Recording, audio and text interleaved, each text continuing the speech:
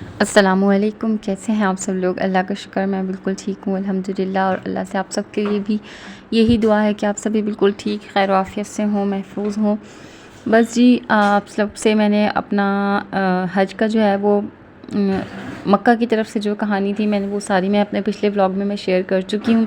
अगर आप लोगों ने मेरा इससे पिछला पार्ट मतलब पार्ट 1 आप लोगों ने नहीं देखा है तो लाज़मी जाके मेरा पार्ट 1 भी देखें, आप लोगों को बहुत मज़ा आएगा। बहुत जो लोग हज पे उम्रे पे जा चुके हैं वो रिलेट करेंगे मेरी बातों से भी, और जिनका जाने का दिल है अल्लाह पाक उन सब की मुरादों को खैर के साथ पूरा करे। जिन जिन के साथ उनका जाने का दिल है अल्लाह पाक उन सबको आपस में साथ में लेके जाए खैर के साथ, आमीन सुम्मा आमीन। तो बस यहाँ पे अब मैं हम लोग लास्ट जो है वो खाना काबा की तरफ देख रहे थे। दिल की धड़कन बहुत ज़्यादा तेज़ थी क्योंकि नहीं समझ आ रहा था कि इसके बाद अगर अल्लाह ने जान निकालनी होगी तो ये दोबारा देखने को ही मिलेगा मंज़र या नहीं।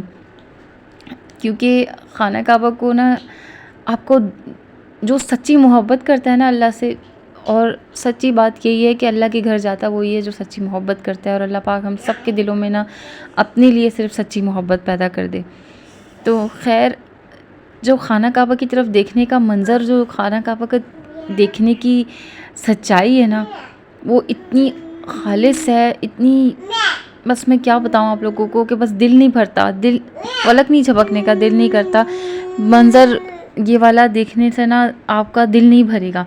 आप जितना देखेंगे आप कहेंगे कि बस मुझे इतना ही कम लग रहा है, मुझे और देखना है, मुझे देखते रहना है, मुझे देखते रहना है।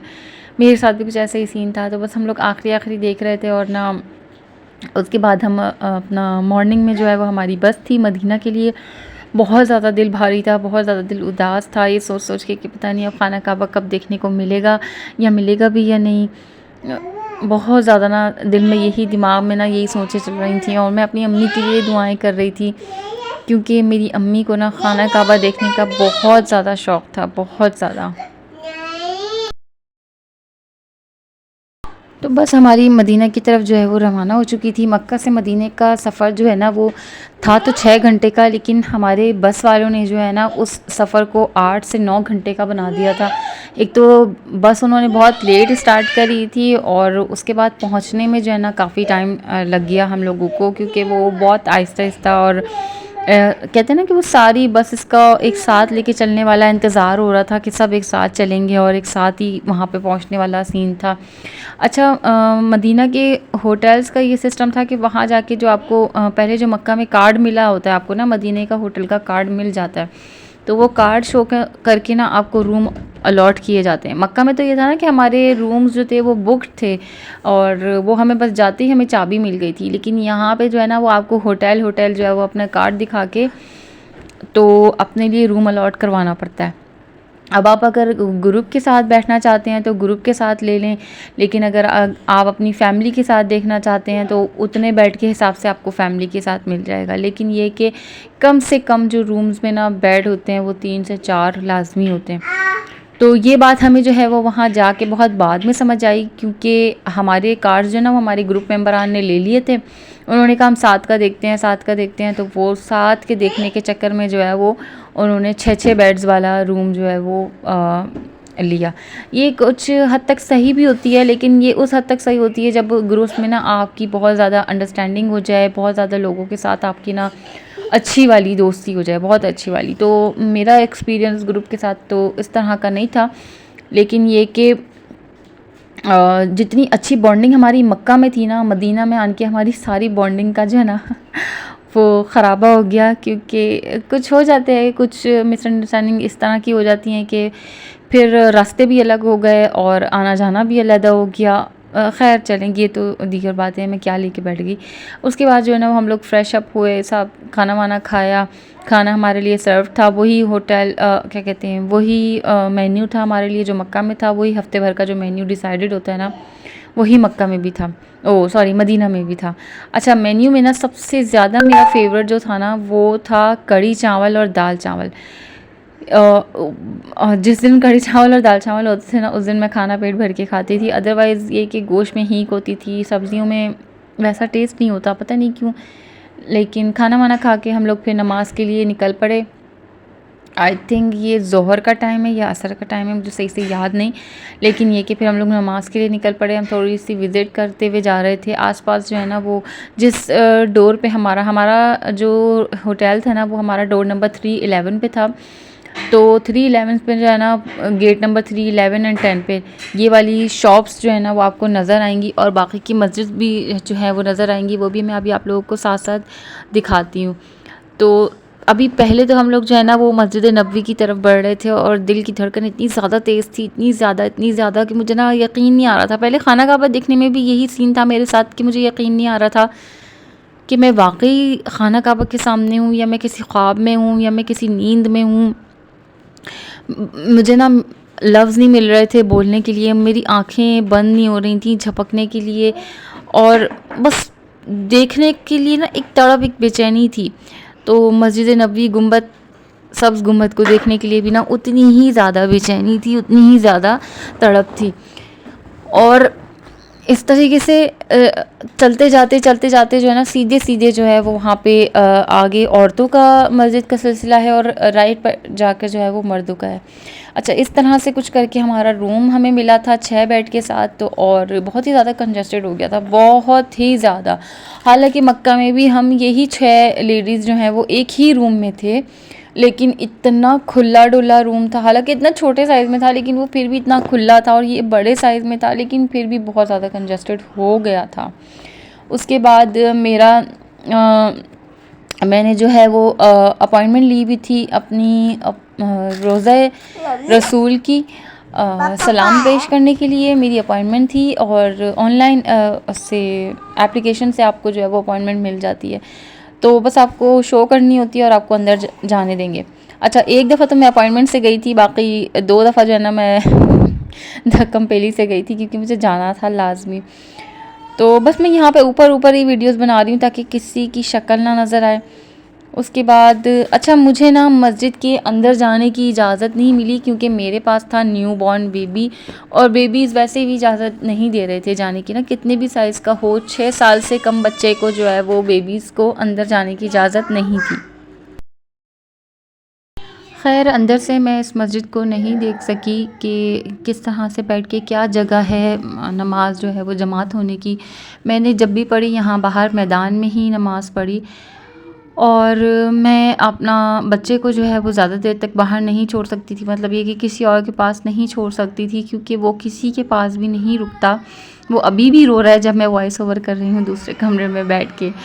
तो खैर अच्छा, मदीना में जाके ना मैं असल में अपने बच्चे के लिए दूध वगैरह का सब कुछ क्रेट वगैरह मैं लेके गई थी। मिल्क पैक के मैं क्रेट्स ले गई थी, और सेरेलैक पैम्पर्स वगैरह सब कुछ। तो वो मदीना जाने तक जो है वो सब कुछ ख़त्म हो चुका था। तो यहाँ पे हम एक शॉप पे आए थे बच्चे के लिए दूध वगैरह लेने, पैम्पर्स लेने। वो बहुत दूर जाके हमें शॉप जो है ना वो कम पैसों में मिली।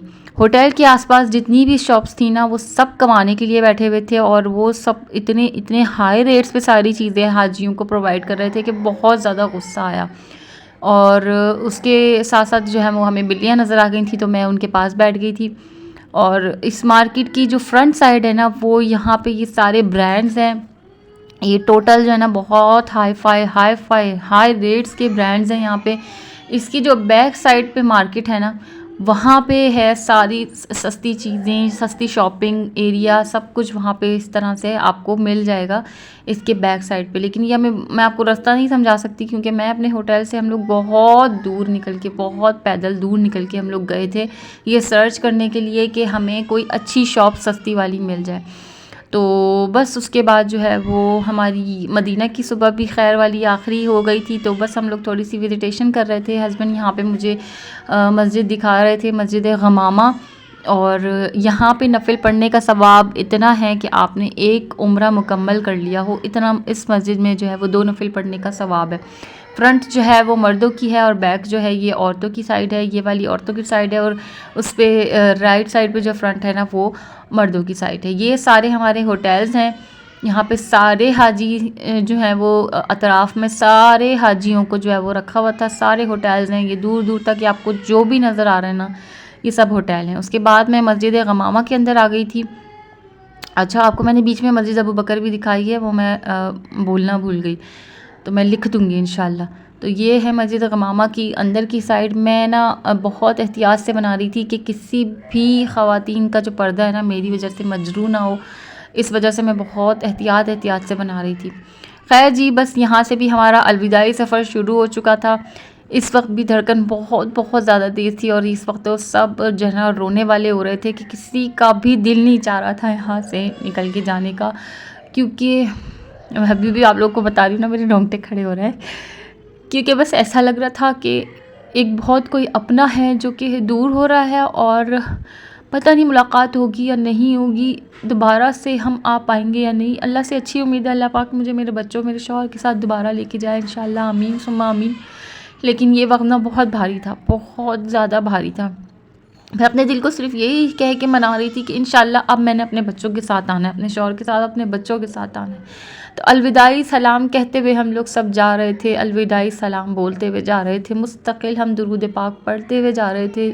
बावाज़ बुलंद जो है वो मर्द पढ़ रहे थे और औरतें दबे लफ्ज़ों में पढ़ रही थी, लेकिन ये कि मुस्तकिल हम लोग दुरूद पढ़ रहे थे। और यहाँ पे हम एयरपोर्ट पे एंटर हो चुके हैं। दिल को मैंने ये कह के समझाया कि अब खैर से मुझे इतने अरसे बाद अपने बच्चों से मिलना है और घर जाके जो है वो सारी सफाई वगैरह करनी है, तो अब बैक टू द रूटीन आना है। बहुत ज़्यादा आराम हो लिया क्योंकि पक्का पकाया मिल जाता था और सिर्फ रूम की सफाई और लॉन्ड्री करनी पड़ती थी।